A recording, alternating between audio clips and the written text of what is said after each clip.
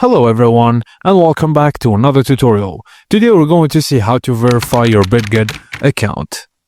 Firstly, log into your Bitget account, then click on your profile icon on the top right corner and choose Identity Verification from the drop-down. After that, under Individual Verification, click Verify. Choose your country of residence and issuing country from the drop-down menus. Then select the ID type you want to use, like passport, ID card, etc. Then click Continue.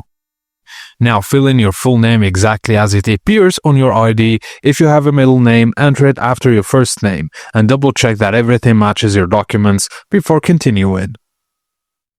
Now scan the QR code shown on your screen with your mobile device. This opens the upload page. Take clear photos of your ID according to your instructions and make sure images are sharp, well lit and not cropped.